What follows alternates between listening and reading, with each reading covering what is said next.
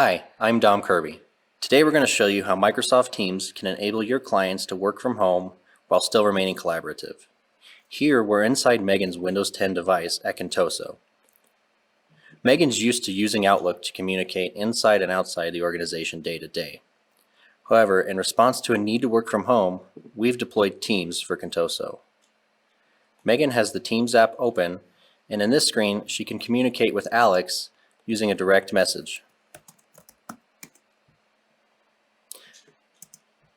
Alex will get notified immediately that he's received a new message. Depending on the nature of the discussion, they may choose to start a call by clicking here, start a video conference by clicking here, or even share screens and collaborate live on the Contoso NextGen document they're working on. You can see that Megan has multiple chats going and can even start a group chat if she desires by adding someone to the existing chat. Here we'll add Alex to talk with Isaiah and Megan about the project. When Megan is finished communicating in private messages, she can move to the heart of Teams, which is the Teams section here on the left. Teams are broken up into critical sections that you'll need to know. Here we have a team. This team's called Contoso, and as you can see over here in the top right, it's called an org-wide team. This means that everyone in the company is automatically a member of this team.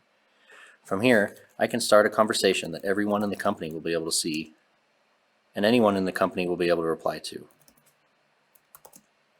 I can also take advantage of some of the more fun features of Teams, and we can share GIFs with each other. It's a great way to keep your culture alive. In addition to the org-wide team, Megan's also a member of some other teams that she's chosen to hide.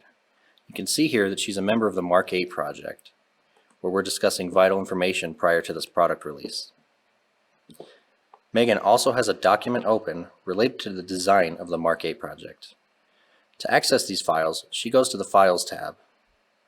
You can see that there are several different files here that are all Office files.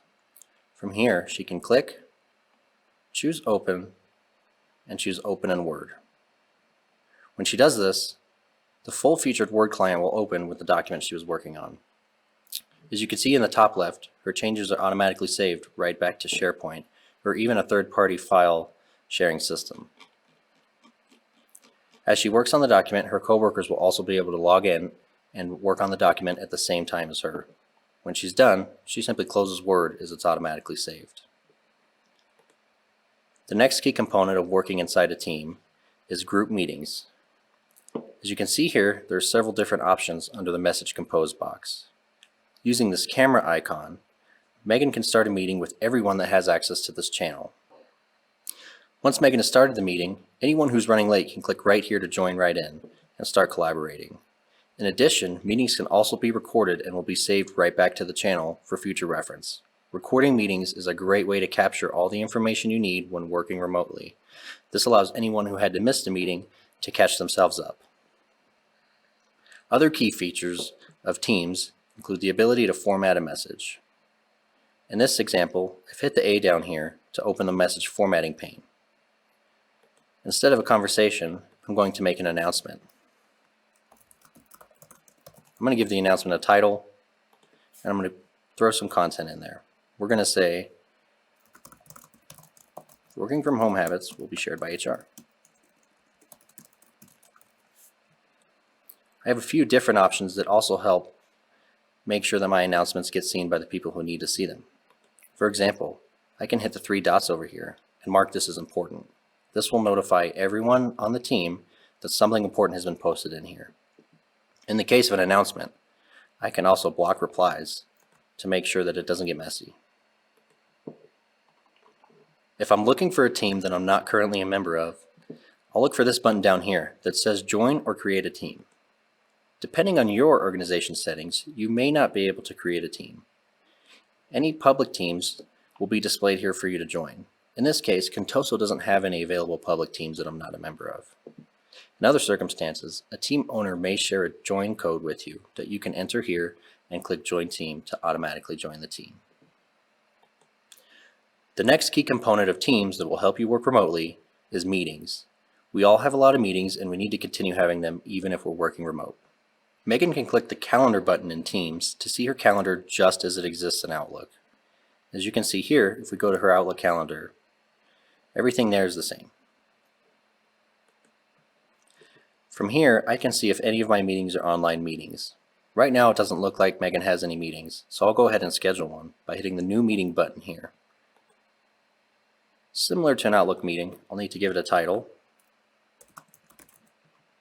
add some attendees. Let's invite Isaiah. I'm going to need to give it a date and time. We'll leave this as an evening meeting for now. We can still specify repetition. We can tag this meeting to a channel, which means that everyone in the channel will automatically be able to join the meeting. And I can type some details about what we're going to talk about. From there, I can hit send. Isaiah is going to receive an Outlook calendar invite just like he always has.